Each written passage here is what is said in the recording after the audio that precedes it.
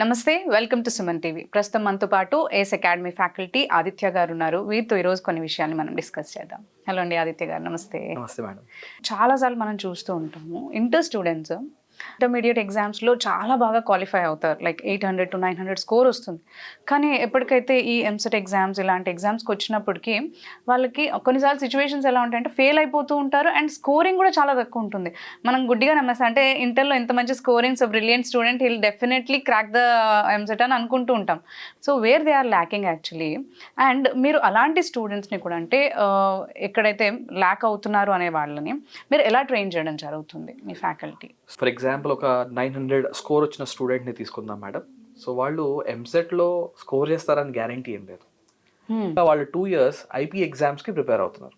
ఆ exam pattern వేరు, EAPCET exam pattern వేరు. ఓకే. సో ఐపీ ఎగ్జామ్ కొన్ని క్వశ్చన్స్ ఇస్తారు, 3 hours, లెట్స్ ఒక 10-15 questions 20 questions రాయాలి, 3 hours టైం. అదే ఈఏపీసెట్ ఎగ్జామ్ తీసుకుంటే 3 hours డ్యూరేషన్, 160 questions. చూడండి, 160 questions, 180 minutes. ఒకసారి ఐపీ ఎగ్జామ్ని ఈఏపీ సెట్ ఎగ్జామ్తో కంపేర్ చేస్తే అసలు కంప్లీట్గా డిఫరెంట్. సో ఫస్ట్ స్టూడెంట్కి అవేర్నెస్ ఉండాలి, ఎలాంటి ఎగ్జామ్ రాస్తున్నాము, సో ఆ ఎగ్జామ్కి ఎలాంటి ప్రిపరేషన్ కావాలనేది క్లియర్ కట్గా తెలియాలి. సో అది ఐపీ ఎగ్జామ్, అది థియరీ, ఇదేమో competitive exam. So speed and accuracy అనేది చాలా చాలా ఇంపార్టెంట్ ఇక్కడ. ఎంత సబ్జెక్ట్ నాలెడ్జ్ సేమ్ అయినా కానీ speed and accuracy important. So దీంతో పాటుగా మేడం, స్పీడ్ అండ్ అక్యురసీ అంటే మీరు గమనించండి, 160 questions, 180 minutes. అంటే దాదాపుగా ఒక క్వశ్చన్కి కేవలం 1 నిమిషం. అంటే వాళ్ళు చదివిన కాన్సెప్ట్స్ని రిట్రైవ్ చేసుకోవాలి, ఆ కాన్సెప్ట్ని అప్లై చేయాలి, ఆన్సర్ తీసుకురావాలి. ఇలా చేయాలి అంటే వాళ్ళకి చాలా ప్రాక్టీస్ ఉండాలి. సో కొన్ని చాలా సింపుల్ క్వశ్చన్స్ కూడా ఉంటాయి, ఇంత కష్టంగా ఏమి ఉండదు. కొన్ని డిఫికల్ట్ క్వశ్చన్స్ ఉంటాయేమో, చాలా వరకు ఈజీ క్వశ్చన్స్ ఉంటాయి. So first speed and accuracy important. So ఆ ఎగ్జామ్ని ఈ ఎగ్జామ్కు కంపేర్ చేసుకున్నప్పుడు మొత్తం మైండ్ సెటే డిఫరెంట్ ఇక్కడ.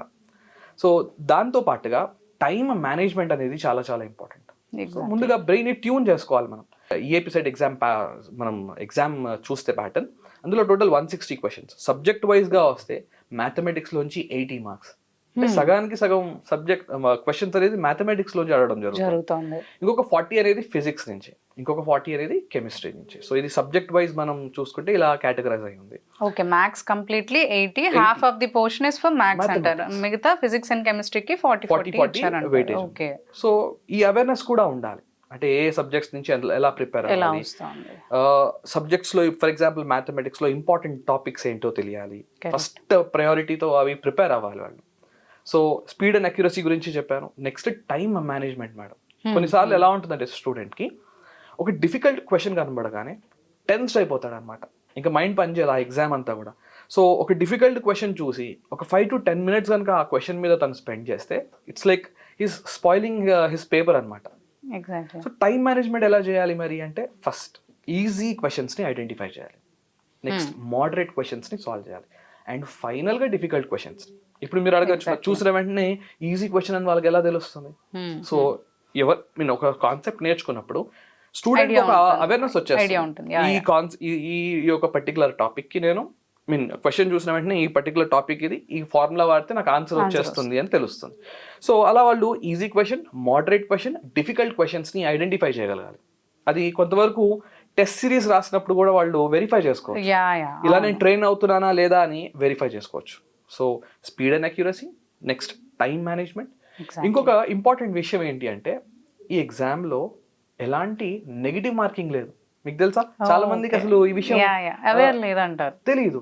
సో ఎందుకంటే వాళ్ళు IIT-JEE అనే ఎగ్జామ్ ని రాస్తున్నారు, అందులో నెగిటివ్ మార్కింగ్ ఉంది. వెరాస్ ఈ ఈఏపీ సెట్ ఎగ్జామ్ లో ఎలాంటి నెగిటివ్ మార్కింగ్ లేదు. మరి నెగిటివ్ మార్కింగ్ లేదు కదా అని చెప్పి ప్రతి క్వశ్చన్ ఆన్సర్ చేసుకుని వస్తే మార్క్స్ ఇంప్రూవ్ అవుతాయంటే ఇంప్రూవ్ కావు. సో అక్కడ ఎలాంటి స్ట్రాటజీ వాడాలి అంటే, నెగిటివ్ మార్కింగ్ లేదు కాబట్టి. సో ఫర్ ఎగ్జాంపుల్ మేడం, మీకు ఒక చిన్న ప్రాబ్లమే చెప్తాను. Find the equation of the card passing through a point అంటాడు. బేసిక్ గా మనం ఒక లైన్ ఈక్వేషన్ ఫైండ్ చేయాలి, ఆ లైన్ క్లియర్ గా ఒక పాయింట్ నుంచి పాస్ అవుతుందంట. 4 options ఇస్తాడు. ఇప్పుడు అందులో క్లియర్ గా 2 optionsలో ఆ కార్డ్ మనం ఏదైతే ఫైండ్ చేస్తున్నామో అది ఈ పాయింట్ ద్వారా పాస్ కాదు. ఇప్పుడు 2 options ఎలిమినేట్ అయిపోయినాయి. ఇప్పుడు ఇంకెన్ని ఆప్షన్స్ ఉన్నాయి? 2 options. సో ఈ 2 optionsలో లెట్స్ సే వాళ్ళ దగ్గర టైం లేదు, అలాంటప్పుడు గెస్ చేయొచ్చు కదా, ఇలాంటి ఎలిమినేషన్ ట్రిక్స్ నేర్చుకోవాలి. మీకు ఉదాహరణకు ఒకటి చెప్పాను, కానీ కంప్లీట్ సబ్జెక్ట్ చూస్తే మీరు ఇలాంటివి ఎన్నో ఎలిమినేషన్ ట్రిక్స్ వాళ్ళు యూస్ చేసి ఈజీగా సాల్వ్ చేసుకోవచ్చు. ఎగ్జాక్ట్లీ. ఇంకొంతమంది ఎలా చెప్తుంటారండి మేడం, అంటే నేను చూసిన దానిలో మీరు పలానా ఆప్షన్ అన్ని ఏస్ పెట్టరండి, లేదా అన్ని బీస్ పెట్టరండి, లేదా ఇన్ని ఏస్, అది చెప్తుంటారు. అసలు అది వర్క్ ఎగ్జాక్ట్లీ. కొంతమంది అదే ఆప్షన్ లైక్ వీక్ ఉన్న సబ్జెక్ట్ లో ఫస్ట్ 2-3 ఏ పెట్టేసి ఫస్ట్ తర్వాత నెక్స్ట్ బి పెట్టి మళ్ళీ అలా సి అలా చూస్ చేసుకుంటూ ఉంటారు. నెగిటివ్ మార్కింగ్ లేదు కదా అని మీరు అన్నట్టు. అలా చేయడం వల్ల ఏమి ఇంప్రూవ్ కాదు మేడం. సో ఫర్దర్ గా ఇంకొంచెం వాళ్ళు సబ్జెక్ట్ ని కనుక, అంటే బేసిక్స్ కనుక ప్రాపర్ గా నేర్చుకుంటే ఆ ఎలిమినేషన్ ట్రిక్ ద్వారా వాళ్ళు ఆన్సర్ కి చాలా క్లోజ్ గా వెళ్తారు మేడం. సో మీకు చెప్పినప్పుడు ఇప్పుడు మనం ఏం చెప్పాను, స్పీడ్ అండ్ అక్యురసీ ఇంపార్టెంట్ అని చెప్పాను, తర్వాత టైం మేనేజ్మెంట్ అని చెప్పాను, నెగిటివ్ మార్కింగ్ లేదు. ఇంకొక ఇంపార్టెంట్ ఫీచర్ కూడా మీతో నేను డిస్కస్ చేయాలనుకుంటున్నాను. కొన్ని సందర్భాల్లో మేడం మనం అనుకున్న ఈజీ టాపిక్ లోంచి డిఫికల్ట్ క్వశ్చన్ అడుగుతారు. మనం ఈజీగా అనుకుంటాం ఇది ఖచ్చితంగా ఇందులోంచి నేను స్కోర్ చేయాలి, ఖచ్చితంగా ఎగ్జామ్ లో ఆ పర్టికులర్ టాపిక్ నుంచి నేను ఆన్సర్ చేయబోతున్నాను అని ముందుగా ఫిక్స్ వెళ్తారు. అక్కడ చూస్తే ఆ టాపిక్ నుంచి డిఫికల్ట్ క్వశ్చన్ వస్తుంది. ఇంకొన్ని సందర్భాల్లో ఏమవుతుంది అంటే ఎగ్జామ్ కి ముందే ఇది చాలా డిఫికల్ట్ టాపిక్ కాబట్టి నేను ప్రిపేర్ కాను అని అనుకుని వెళ్తారు. అలా అదే డిఫికల్ట్ టాపిక్ లోంచి చాలా ఈజీ క్వశ్చన్స్ వచ్చే సందర్భాలు కూడా ఉంటుంది. సో ఒకవేళ స్కోర్ ఇంప్రూవ్ అవ్వాలి అన్నప్పుడు సో మొత్తం సిలబస్ ని కనుక కవర్ చేస్తే సో ఈజీ క్వశ్చన్స్ ని ఈజీగా ఐడెంటిఫై చేయొచ్చు. సో ఇలాంటి స్ట్రాటజీస్ వాడితే ఖచ్చితంగా వాళ్ళు మంచి స్కోర్ ని సాధించే అవకాశం ఉంటుంది మేడం. అంటే మనకి సబ్జెక్ట్ లో అంటే ఇప్పుడు 3 డిఫరెంట్ సబ్జెక్ట్స్ ఉంటాయి కదా మనకి, ఈ సబ్జెక్ట్ లో ఇంత మార్క్స్ వస్తేనే క్వాలిఫై అవుతారు అని ఏమన్నా ఉంటుంది అంటే లైక్ డిఫరెంట్ మ్యాథ్స్, ఫిజిక్స్, కెమిస్ట్రీలో సర్టన్ అమౌంట్ ఆఫ్ మార్క్స్ వస్తేనే క్వాలిఫై అవుతారని ఏమన్నా ఉంటుందా? ఇండివిజువల్ గా ఎలాంటి కట్ ఆఫ్ లేదు మేడం. కట్ ఆఫ్ లేదు. సో ఇండివిజువల్ సబ్జెక్ట్ వైస్ ఎలాంటి కట్ ఆఫ్ లేదు. సో బేసిక్ గా ఏమంటారు అంటే 40 మార్క్స్ తెచ్చుకోవాలి అని అంటారు. మినిమం ఎంత రావాలంటారు? ఒక నియర్లీ 40 మార్క్స్ కనుక వస్తే క్వాలిఫై అయినట్టు ఈ ఎగ్జామ్ ఆన్ హోల్ లో అది ఏ సబ్జెక్ట్ నుంచి అయినా రావచ్చు. సో యూజువల్ ప్యాటర్న్స్ కనుక మీరు అబ్జర్వ్ చేస్తే చాలా మంది స్టూడెంట్స్ మ్యాథమెటిక్స్ నుంచి, కెమిస్ట్రీ నుంచి స్కోర్ చేస్తుంటారు. చాలా మంది పిల్లలకి ఫిజిక్స్ అనేది ఇంకా కూడా ఒక భయం అనేది ఉంది. సో అందులో కూడా మా ఏఎస్ అకాడమీ ఫిజిక్స్ ని చాలా ఈజీ చేయడం కోసం ఎన్నో ఎఫర్ట్స్ ని మేము పెట్టాం మేడం.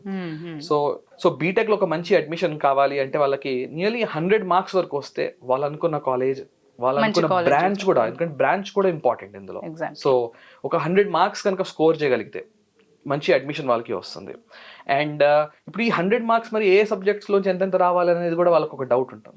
సో బేసిక్ గా అంటే నేను స్టూడెంట్స్ ని అబ్జర్వ్ చేసినప్పుడు 50+ అనేది వాళ్ళు మ్యాథమెటిక్స్ నుంచి స్కోర్ చేస్తున్నారు, 20+ అనేది ఫిజిక్స్ నుంచి వాళ్ళు స్కోర్ చేయగలగాలి, అండ్ 20+ కెమిస్ట్రీ నుంచి. మీరు యాడ్ చేసుకోండి 50+, 20+, 20 నియర్లీ 90. సో నియర్ టు ఒక 100 మార్క్స్ వస్తే మనకి బెస్ట్ కాలేజ్, బెస్ట్ బ్రాంచ్ వచ్చే అవకాశం వాళ్ళకు ఉంది. సో ఇలాంటివన్నీ కూడా మీరు గైడెన్స్ ఇస్తూ అండ్ ఈ స్ట్రాటజీస్ అనేది ప్లే చేసి స్టూడెంట్స్ని మంచిగా ట్రైన్ చేయడం అనేది జరుగుతుంది అంటున్నారు. థ్యాంక్ యూ సో మచ్ అండి. Thanks madam.